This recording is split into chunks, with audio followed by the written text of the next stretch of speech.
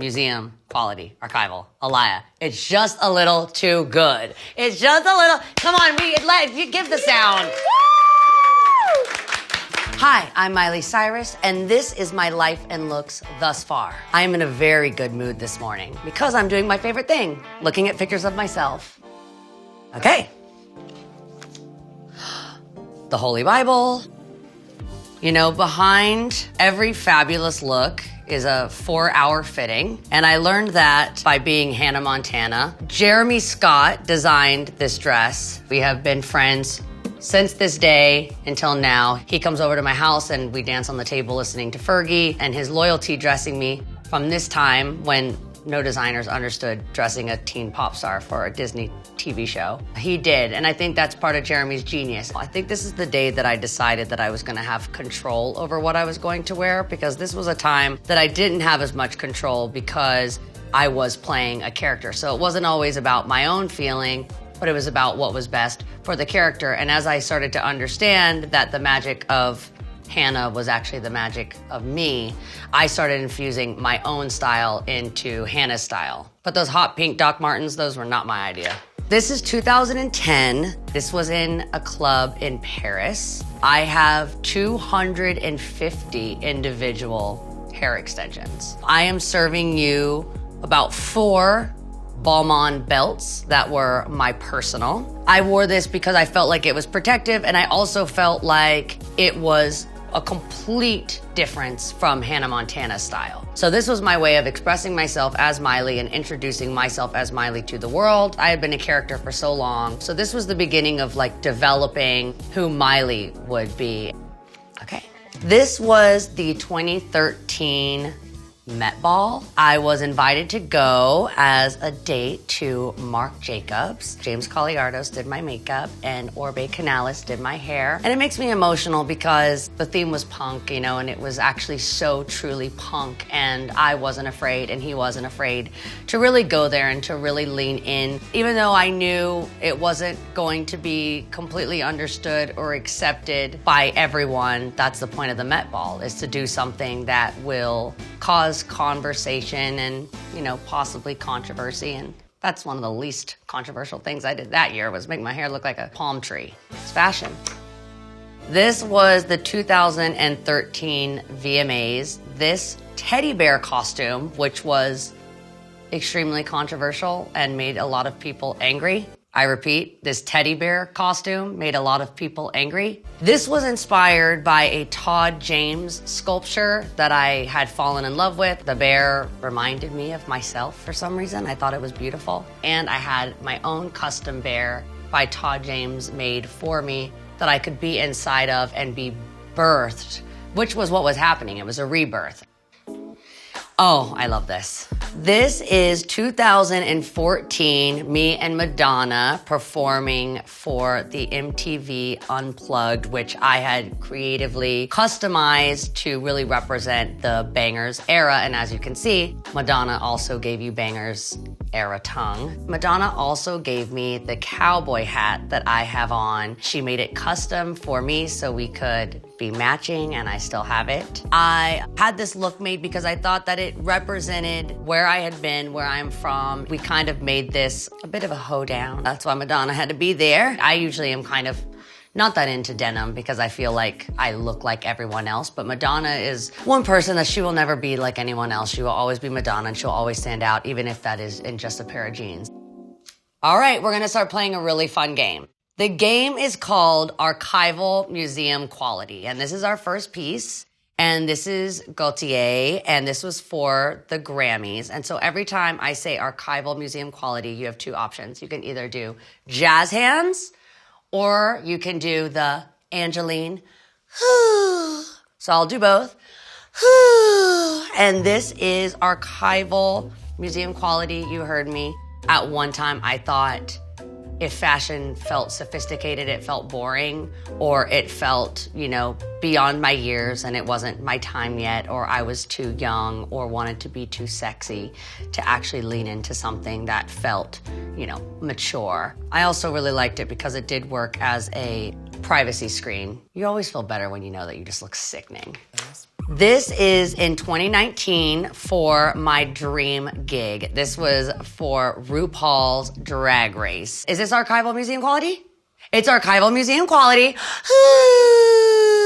Ru is very punny, and I wanted to have one on deck. And so I told Ru, we're gonna be breaking records, and I had worn this Margiela archival piece that is made out of all real broken vinyls. Being on the show was a dream of mine. RuPaul is a hero, an icon, a legend, and she is the moment. This is 2019 Glastonbury performance. This look became kind of a staple at this era. I showed up in my white tank top for the sound check. I ended up, before going on stage, as I was getting dressed, I was supposed to change into this matching corset that went with the leather pant, and it felt too performative, and it felt too costume, and it didn't feel authentic, and it didn't feel strong or tough. It made me feel like a pop star, and it didn't make me feel like a person. I wore all my personal jewelry that I had shown up in that day, put on my bottoms, which was a Margiela leather pant. This was a Gucci belt that we deconstructed and had customized to say Glastonbury, which was inspired by a belt that Kate Moss wore when she went to Glastonbury. I'm so the girl in Mean Girls. It's like, Regina George cut the tits out of her tank top, so I did too. This is 2019, the Mother's Daughter music video, which I, of course, had my mother, the mother, star in. And we are both in Chanel. Me and my mom love to match. I know that's something you're supposed to outgrow, but I haven't. My mom is the most sexy, most powerful, most strong, smartest woman in the entire world that I know. We both are very inspired by her mom. My grandmother was a glamazon. One time I cut my finger off in a blender, and my grandma took me to the hospital, and as she was coming to get me, I thought she was holding Band-Aids to help take me into the hospital, but it was a powder. And she said, you never know who you're gonna meet in the hospital, and gave me a quick touch-up. So this look is in 2019, and very emotional for me to look at this photo because this is me leaving my dear friend and longtime hairstylist Oribe Canales' funeral. Me and Oribe, we had a very funny relationship, and we loved to out-bitch each other. My last and final kind of I'm gonna get you to Oribe was I brought my hairstylist Bob Racine as my date. We have a very similar dynamic in the fact that this isn't just, you know, hair, and he's not just my hairstylist, but we're family, you know? So it makes me very emotional because, you know, Oribe was my family too, so I just miss him so much. This look is from 2019. This is from a music video I did with Ariana Grande and Lana Del Rey called Don't Call Me Angel. It's Gianni Versace, so archival museum quality. Funny story about this is these angel wings, which have been in my unit for a couple years, oddly, they went missing. And about a week later, Lil Nas X did a music video in which he is wearing wings very similar to these. This is in February 2020. This was for the Marc Jacobs fashion show. So this was my last hurrah before we all experienced a pandemic. The day before the show, I had no plans on walking for Marc Jacobs. Me and him started texting, and he mentioned it, and I said, I would like to come, and he said, would you like to walk? And somehow, 12 hours later, I was on a plane and walking the runway for Marc. I had the idea that I was going to blend in with the rest of the models and kind of go unnoticed and represent, in my mind, a community and a togetherness. And Marc said you couldn't blend in if you tried, and you shouldn't. Even though this is kind of simple, there's still a statement to it, which is why he gave me the coat at the very last minute. Oh, and Marc, I stole that bag, if you're looking for it. Oh, geez. Acna, I'm not gonna call you out because it actually ended up being incredible press for your girl. But this look is Acna 2021 for Miley's New Year's Eve. This outfit did not stay on very long because the chain in the back broke. But what is a live TV performance with everything going right? Live TV is a tightrope walk. They want to see you dangle, but they don't want to see you fall. We had promoted the show as it's Miley Cyrus and Pete Davidson. They're so wild, you never know what's gonna happen. And comparably to Pete, I'm pretty classy. And the ratings were skyrocketing. Show your boobs and you get renewed. Dolly taught me that. There she is. She doesn't like that I was just talking shit about her. Steve Summers is Dolly Parton's costume designer. He makes everything for her. He said to me one time, which I think was a slay, it's not like I can just go pull something off a rack. I think that was a jab.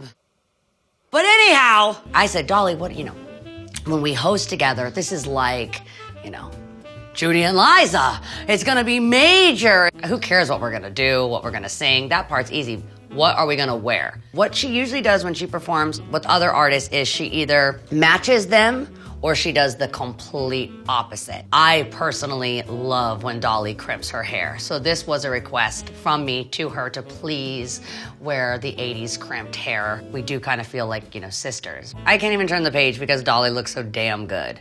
I don't look bad either. Bitch, it's fucking archival museum quality, Alaya, bitch. It's better than I ever remembered. Ooh, hey. This look is just a little bit too good. This is one of those looks where, I didn't have to go this hard, but I did. I'm hanging from this pole that we have suspended in the middle of the Frank Sinatra estate while I'm wearing museum quality archival Alaya. It's just a little too good. It's just a little, come on, give the sound. We're not gonna talk about the shoe. So this look is from the Flowers music video, and it is 1991 museum quality archival. The magic of this dress is that Jacob, my director, and Bradley, my stylist, and we all came together and we were looking at the treatment and we're going, oh, bitch, I know what you have to wear. And I'm like, no, bitch, I know what I have to wear. And he's like, no, bitch, I know what you have to wear. And then we all hold up our phone and it was the same dress. Listen, bitch, we shot the video before the runway with all the hoods, and currently they're in Paris at the Yves Saint Laurent Museum. It is the gold exhibition, which we had no idea that was gonna happen. I did it first. Yves Saint Laurent did it first, and I did it second, and then they copied us. It wasn't saying too much. It spoke for itself, but it also allowed me to speak. It completely captured what the song is about. Those heels that you can barely even see, they're Tom Ford, and they're brand new, and they are my personal, and they trekked through the wet grass in that scene with the sprinklers going off. Stephen Galloway sent Tom Ford a picture of my Tom Fords stuck in the mud, and we're thinking of you. This is my 2023 British Vogue cover, shot by Stephen Meisel. I was able to collaborate in the styling with Edward Innenfull, who's been a really good friend of mine for years and years. We've shot at so many different times of my life. He knows I don't want to just pull off a rack, or I don't want to just wear clothes that can be given to just anyone. One thing that I learned recently that stuck with me from a ski instructor, and you would never think it would actually make it into being important about fashion. There's your comfort zone, your learning zone, and your panic zone. And I don't like to live in panic. It was a little outside of my comfortability. I wasn't completely in control, but it's important to let go sometimes. I'm the boss 364 days out of the year. So, if I give one day to Stephen Meisel, I feel pretty comfortable that it's gonna create an outcome that I'm very proud of.